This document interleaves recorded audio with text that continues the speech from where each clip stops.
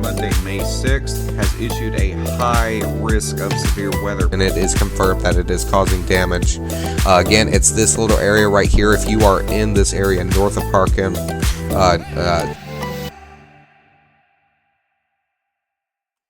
Now, hello everybody, my name is Christian and welcome back to Skycast, and I have changed a little bit of things around yet again, so maybe this will be a bit better.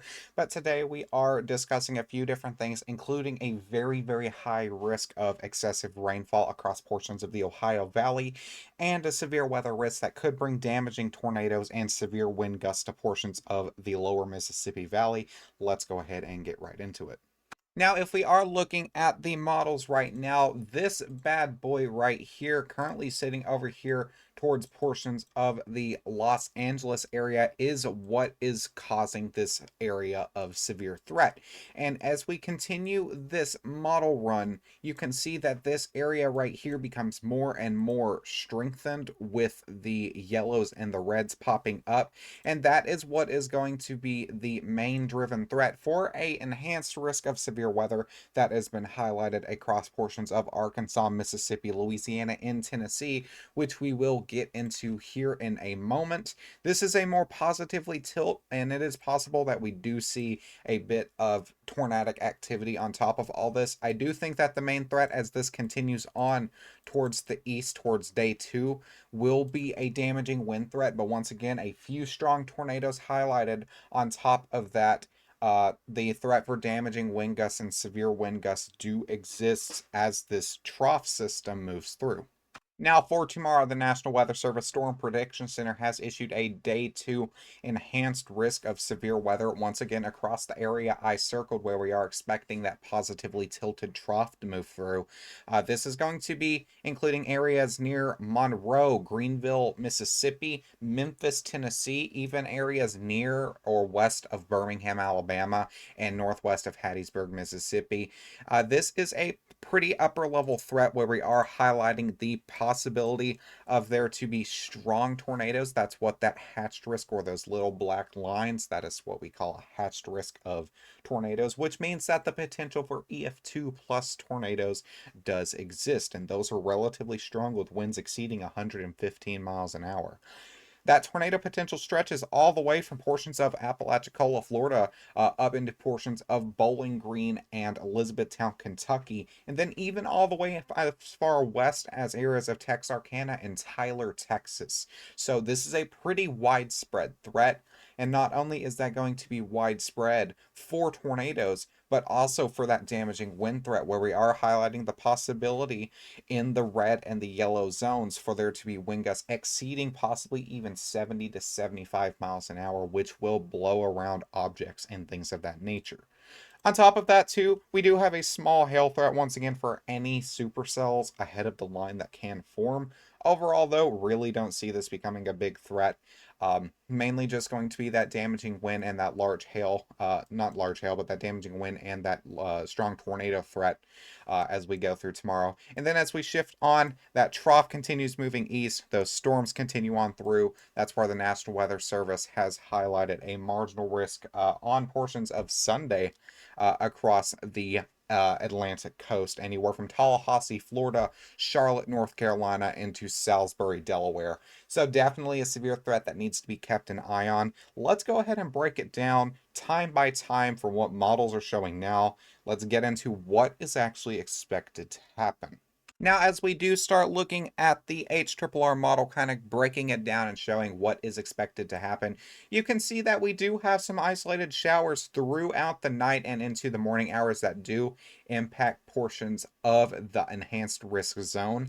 This is expected to clear out, though, throughout the day. Once again, you're obviously going to have some small, maybe even some isolated showers, but as the majority of the storms are remained out towards portions of up here towards Tennessee, Kentucky, portions of central and northern Arkansas, that leaves the zone right here across Louisiana, Arkansas, Mississippi to clear out for that heat to funnel through, and then that is where we're going to start getting more of that moisture and that severe potential threat, if that can happen. Now, you can see right here as we continue through the hours, about 2 p.m. Central, 3 p.m. Eastern, that line of storms that we are expecting does begin to form. around that time across portions of the Pine Bluff, Arkansas area and then Shreveport, Louisiana. Eventually, that will continue to grow, and then about 4 p.m. is where a extra concerning threat starts. You're going to have this gusty wind, possibly even damaging wind threat at this point, continuing on down even to portions of Houston you can see. But right here across portions of Mississippi, even up into portions of Memphis, we are highlighting the threat for prefrontal supercells. And if you don't know what that is, these are tornado producing storms that do form ahead of the line if they can remain discreet and kind of to themselves and not interact with any other storms. You're going to have that threat for not only a bit of hail, but that strong tornado threat as they may be able to tap into the volatile environment that's out there.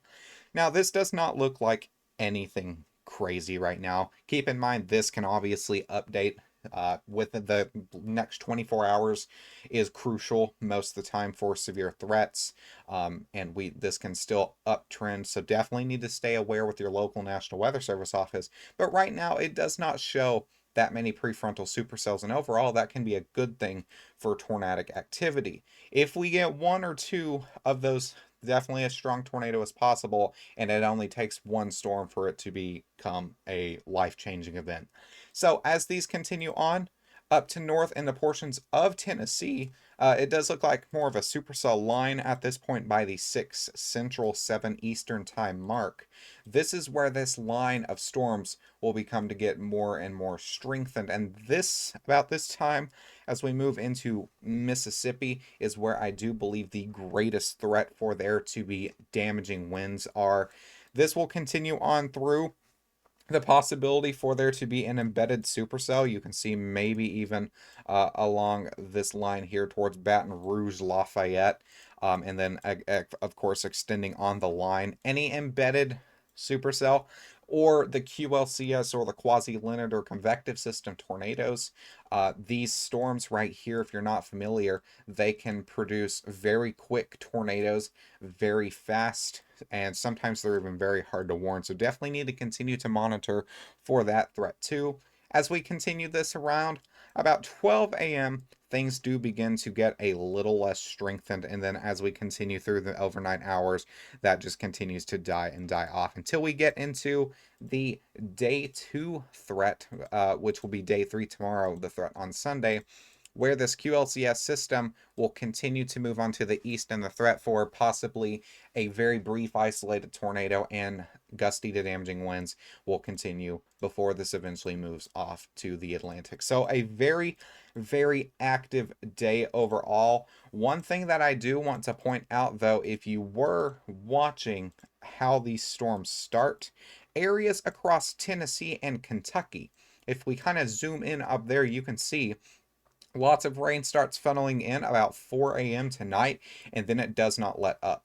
You can see that it continues all the way through until this QLCS system moves on, and then eventually rain kind of wipes out. Still, a few showers linger around that area, but overall, that is a lot of rain, and that is to be a concern.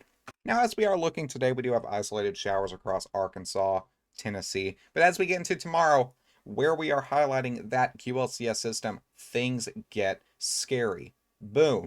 Changes a lot.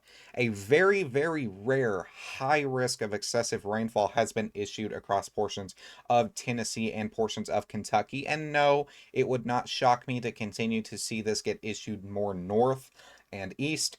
I live right here on 64. I'm not saying that to be biased. I'm saying that because that is the fact at hand.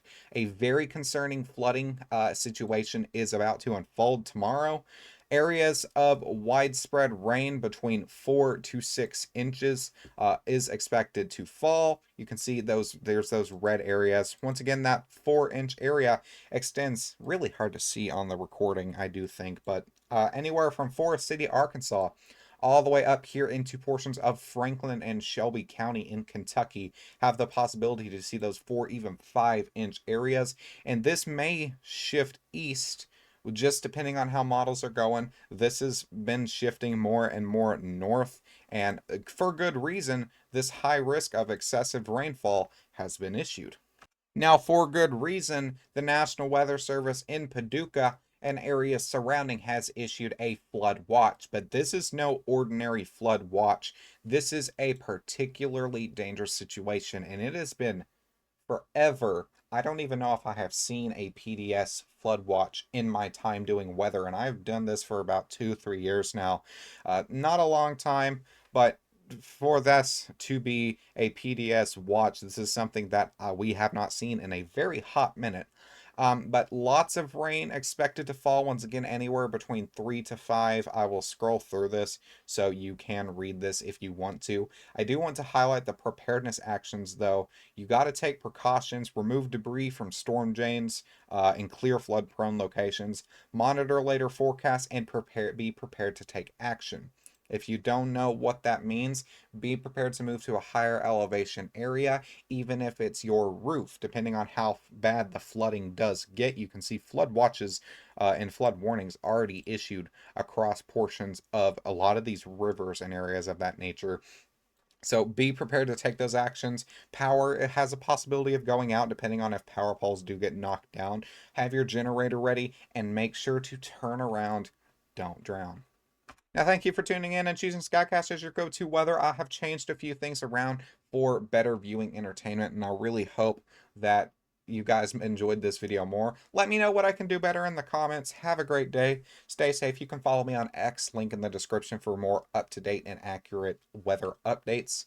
I will see you guys in the next one. Stay safe during this stormy season.